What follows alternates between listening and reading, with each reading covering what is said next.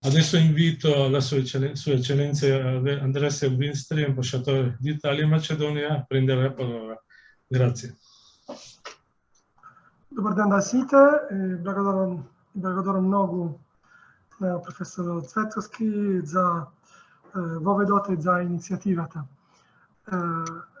Thank you very much for this opportunity. When we are thinking about this competition we are going to organize in October for the Comics Day, la giornata del fumetto italiano, we thought it would be useful for, especially for young people who are less familiar with the Italian comics, to have a short introduction on this matter. So I will use some slides.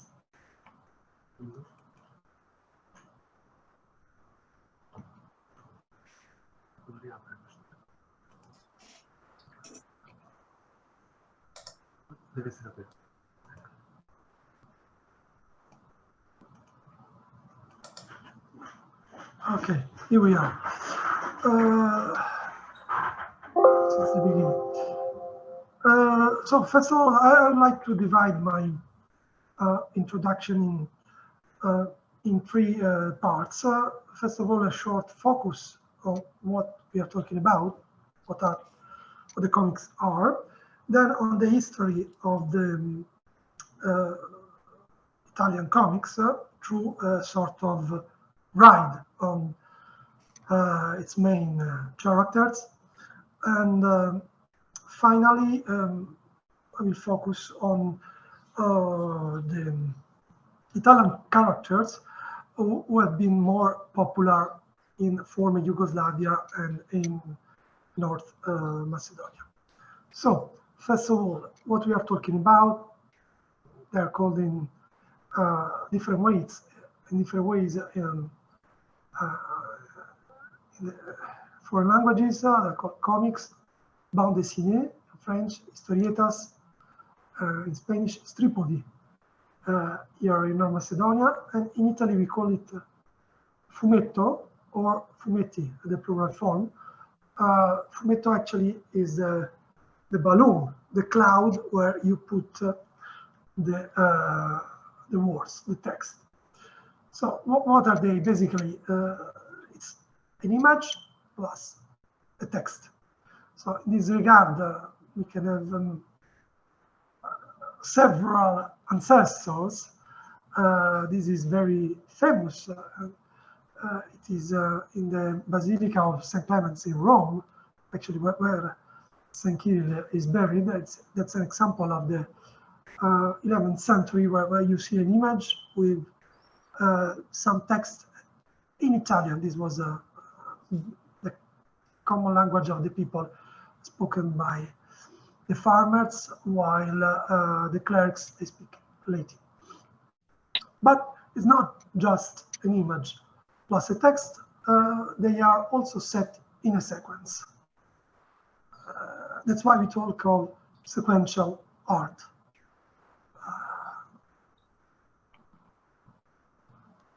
Here we have some more elaborated example. You see the sequence, and also the empty spaces are important. These stimulate your imagination. So it's like you see a movie, actually. Of course, the table can be cut in a more elaborated way. Here you have an example of a Marvel comic book of the 70s. You've seen the way the page is cut is more elaborated. It's an art always very popular also here in North Macedonia. Here I put an example of a local superheroes, Iron Man. Actually, where are they published? There are two main ways. Usually we have series. The series are printed on nationally standardized formats. So in the States you have comic books, in French you have the album, which are bigger. In Japan you have the tankobon, which are paperbacks. In Italy, we have all of them, but we have also a tradition of pockets, such as Alan Ford, or Bonelli-style comic books, such as Zacco. These are the series, but recently there is a more globalized phenomenon appeared, which is the graphic novel. Usually it's monographic comics, in principle more elaborated in a more luxurious format. The audience in the past were many young people, but nowadays many adults. And every main market in the industry in the world developed their own character. So in the States, you have typically the superheroes. In Europe, you have more human heroes, less superheroes. In Japanese, children, boys with their code of conduct, their bushido. And in Italy, we have more elaborated heroes, sometimes even anti-heroes in some regards. So, focusing now on the Italian case, in Italy, we began to have comics very early. The first one was published in 1899, so at the beginning of the 20th century. There were many cases.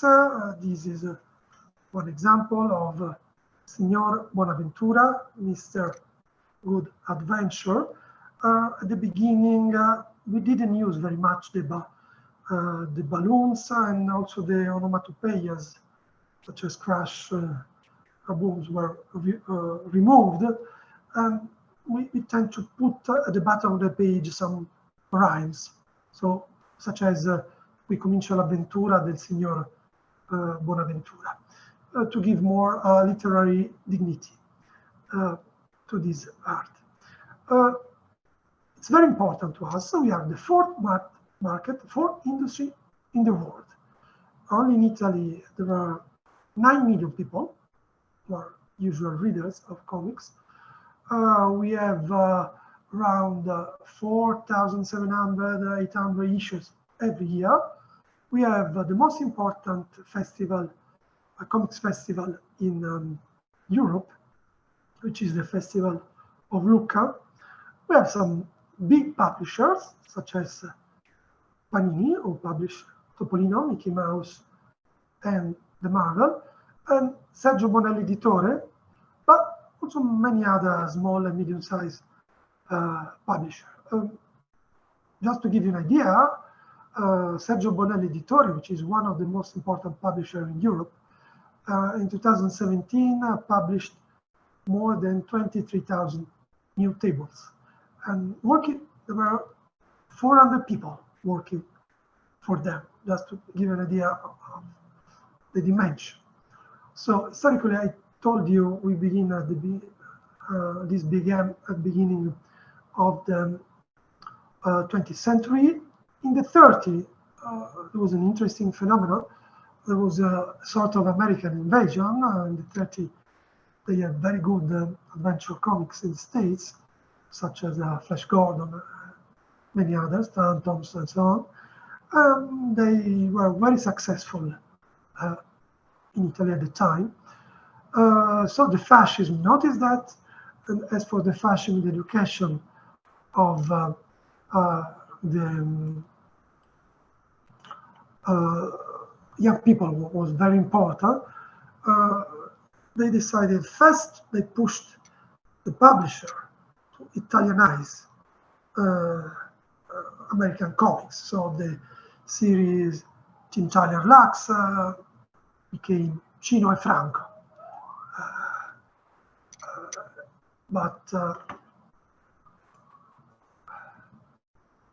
And then they clearly banned the American comics, promoting a sort of autarky in this field. This was also an opportunity for some young Italian authors to present their own works.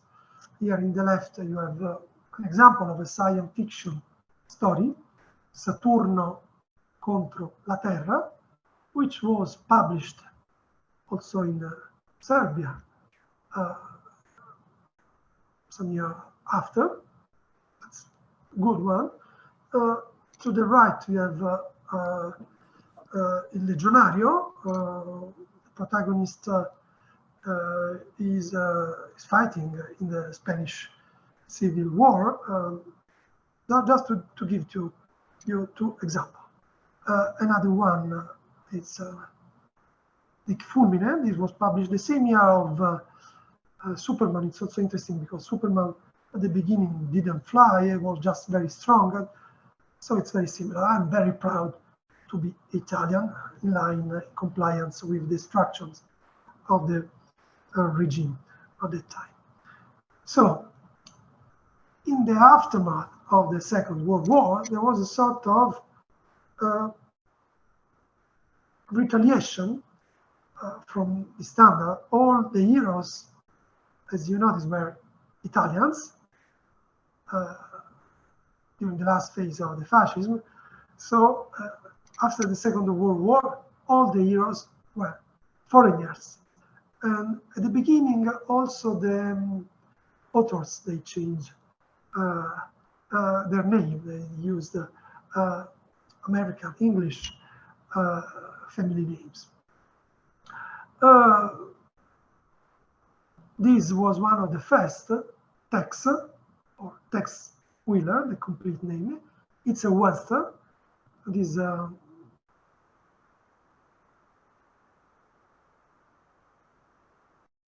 kind of comics was very popular in the first time, 48. Still is every month 150,000 copies of Tex Wheeler are sold in Italy. We had many other Western. Just to give you one example, Comandante Mark, but there was also Il Grande Black, many comics of with heroes, very straightforward, the good and the bad, the heroes and the villain. I mean, the psychology was very simple.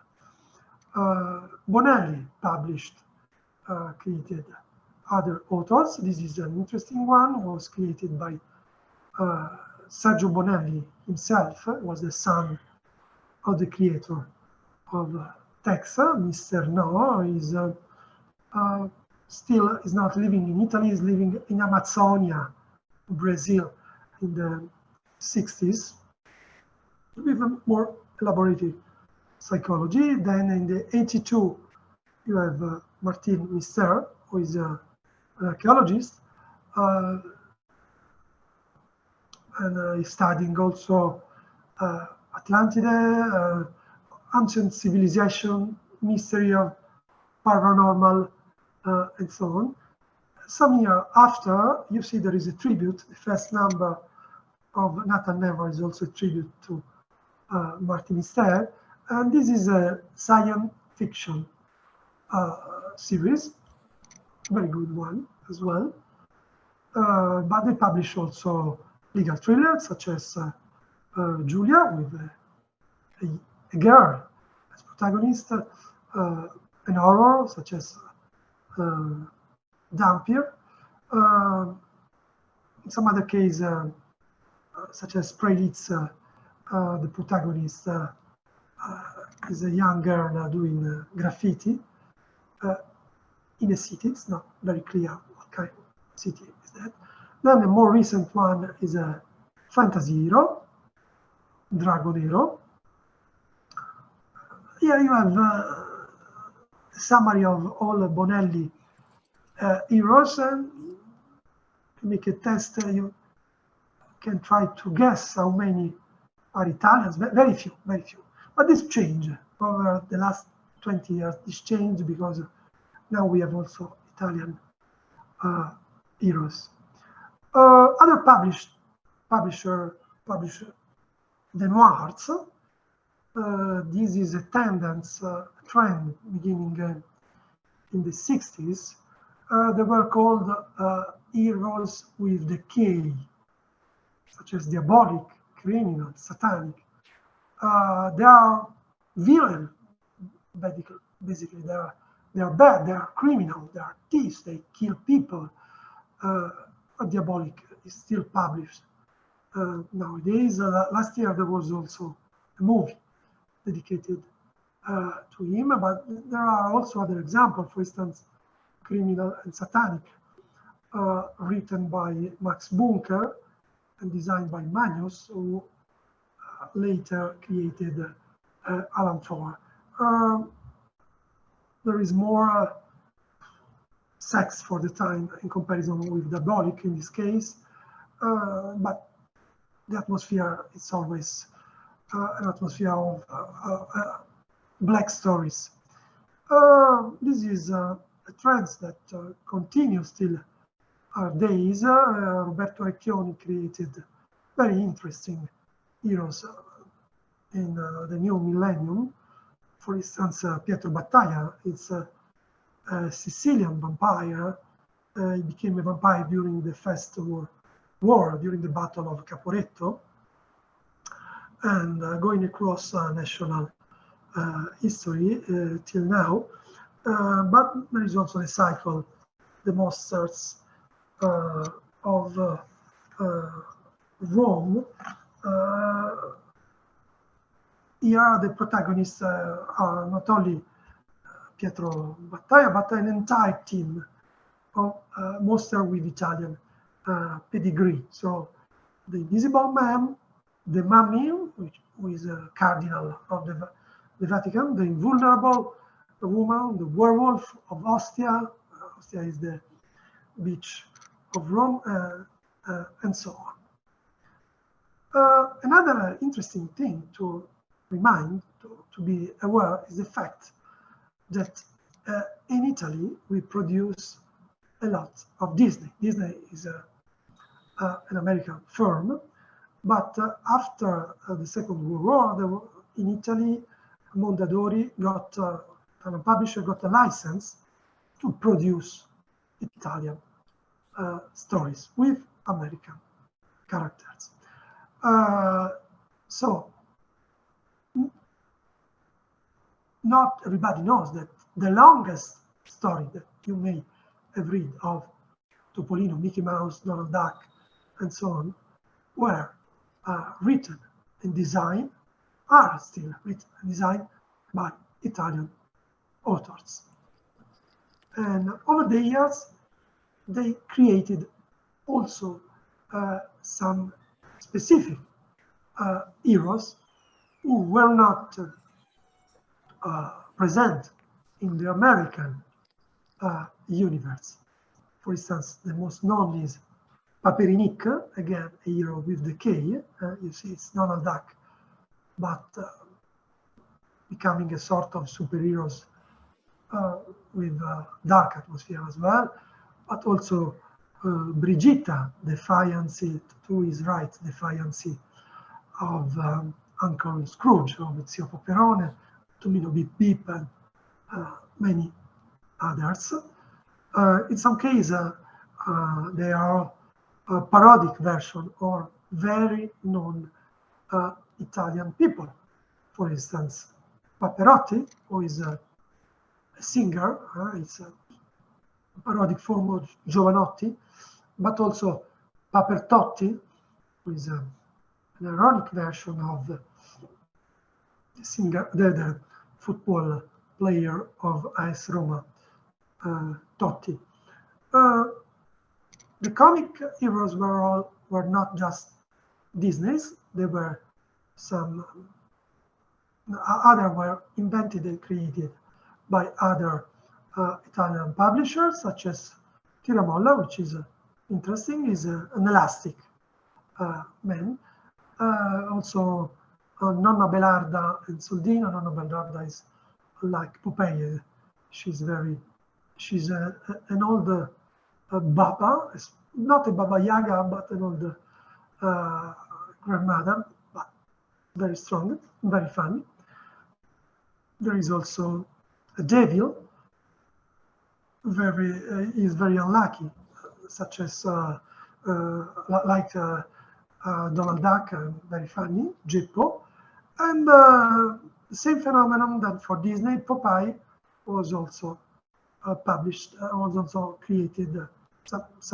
Many stories created by Italian authors. This is just a parade, a ride on Italian characters. I don't pretend to be complete because there are so many.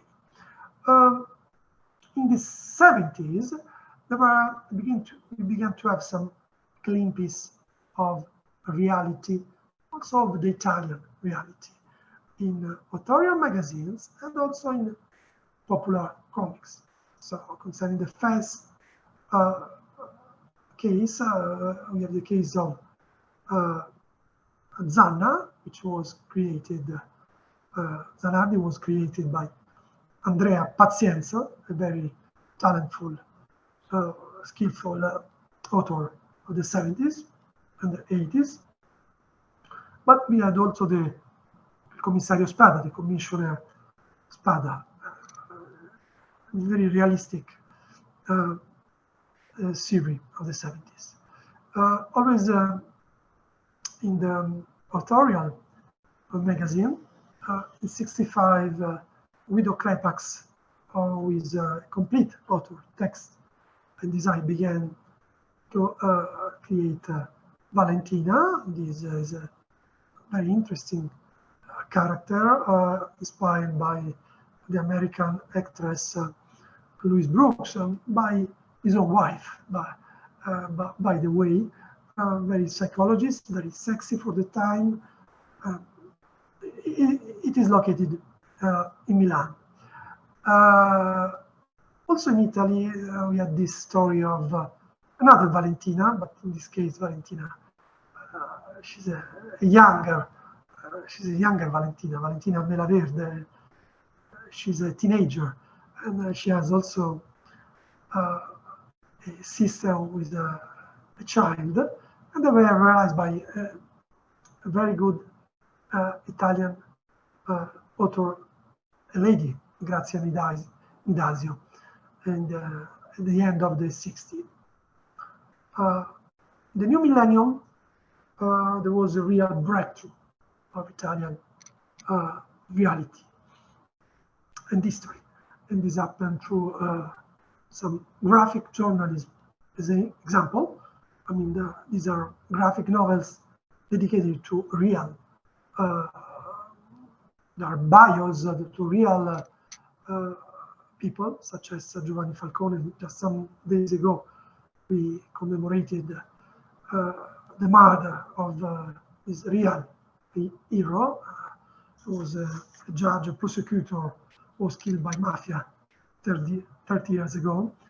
And also series, for instance, this is a Bonelli series, Volto Nascosto, and is located during the colonial time, end of the 19th century for Italy. I would like to draw your attention also to the works of Alessandro Bilotta. Alessandro Bilotta is a writer, and he created some very interesting comics. Some example of dystopia, futurist dystopia. You know, we had the futurism as a literary trend at the beginning of the 20th century, but also some superheroes, not common superheroes, gli uomini della settimana, the men of the week. These are conceptual superheroes. This is his last composition. It's very interesting as well. But in the past, he made other series, such as Walter Buio. Walter Buio is a psychologist of the Roman psychologist of the ghosts, and always in Rome. He's from Rome. He created Mercurio Loi, who is a papal hero. I mean, his adventure take place before the unity of Italy. So at that time, Rome was ruled by the Pope. Sometimes he works with Sergio Gerasi. I'm talking about these two authors because they will come to the Comics Day in Skopje in October. Sergio Gerasi is a designer, but he's also a complete author. Here I put you an example of a story, Romantico Milano, is from Milan. And there is a meeting with a famous poetess, the most important Italian poetess of last century, Ada Merini. The most successful Italian author, contemporary Italian author, is Zero Calcare. Is a pseudonym. This is not his real name. He usually creates stories, short stories or graphic novels with himself. You see, he represents himself. Some comic tones, but also some very realistic, more serious, more dramatic tones. He made also some example of graphic journalism. And recently he realized also a cartoon series on Netflix, a very successful one. Is considered one of the most influential intellectuals nowadays in Italy. We don't have to forget that in Italy we create also mangas, Italian mangas.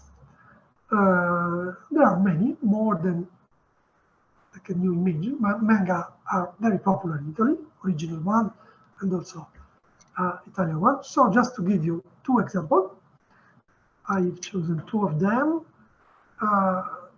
because they are interesting. For instance, Zara X2 is realized by a girl, by Tanita. He describes, this was realized before COVID, but he described an Italy isolated from the rest of Europe and the world after a pandemic that infected, an epidemic that infected almost the entire population. With some similarity, but also many tributes to our Italian literature, and namely to Pinocchio. There is Attica, which is a short series realized by Giacomo Bevilacqua. Another important, very important example all over the world these are cartoons, but also comics. The Wings, but also The Witch. They are both realized in Italy, completely realized in Italy, and they had award success, especially some years ago. I don't know whether also here in North Macedonia they were known, but really this was a huge, huge worldwide success. So last part of my introduction, I'd like to focus on the success of Italian comics in former Yugoslavia, Huerta Balta countries. As I told you, in the 30s, Saturno contro la Terra was published on the Serbian magazine Truba. In the 40s, Virus was another case of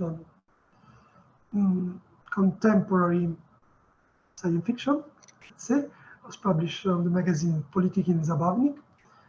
In the 50s, some Salgari stories were published, Disney as well, and Iacovitti. Iacovitti is a crazy and amazing author. I put here an example of one of his tables, and you can see the kind of creativity just by some example he has. You can recognize him because he usually push he puts a little fish or a little apple at the end of every page. But this was really one of the most important Italian author ever. And in the 70s, also many Bonelli authors, of course, Alan Ford and Corto Maltese. Alan Ford is really a case because it was a great success in Italy. It began in 69 and is still sold in the kiosk with new story. But also in former Yugoslavia, just 3 years ago, it was published, and it is still publishing. It was a sort of Yugoslavian myth. You can see him in many movies. There are many bars, restaurants, shops dedicated to him, all over the Western Balkans. There is also a fresco here in Skopje.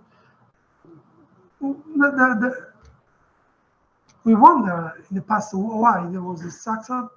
Probably there was a field, a favorable field. There was a match between this kind of humorism and the condition of Yugoslavia at that time. But it's no doubt it's an interesting subject, and I think maybe the most known Italian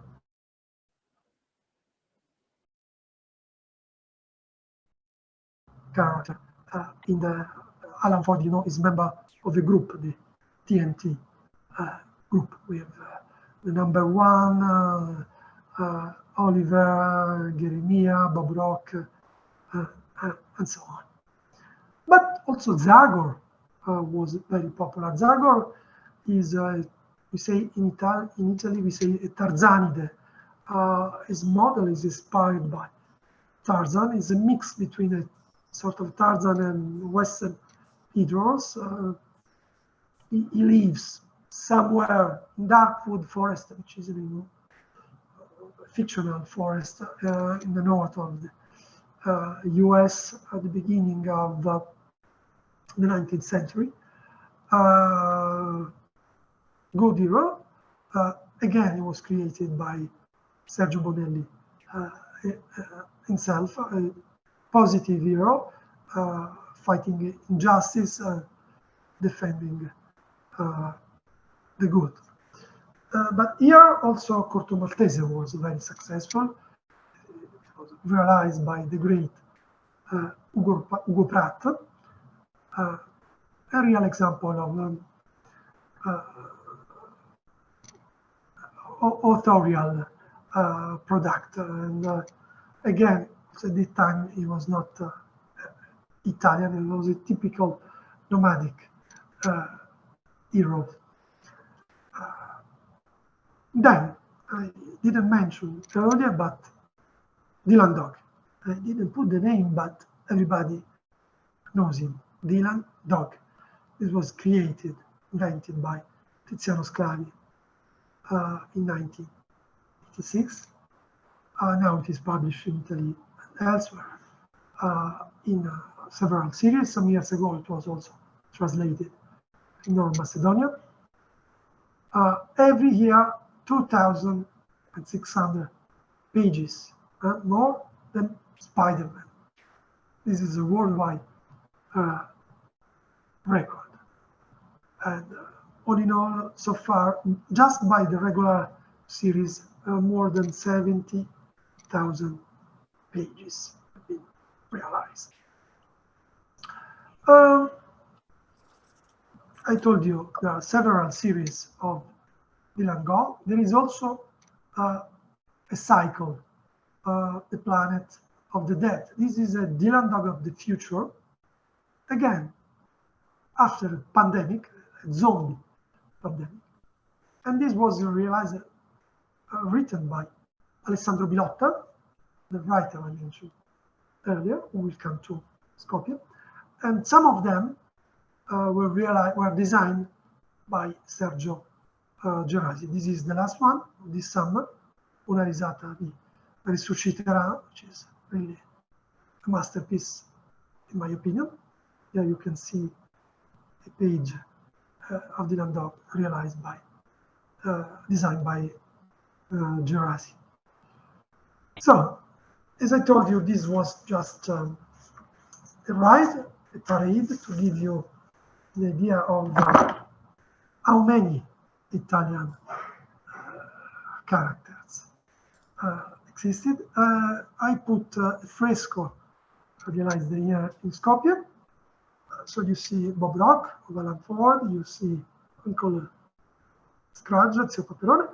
To the left, I didn't mention it, you see the line, La Linea. There was a sort of advertising cartoon created in the 60s in Italy. La Linea, its name. It's also very interesting, and it was known. It was an advertising for Lagostina, for kitchen products. Just to give some examples of some successful Italian comics. So I wish you to have, first of all, to have fun if you're interested in participating in this context, and good luck. Thank you and благодарам very much. Grazie Ambasciatore Silvestri per questa preziosa lezione.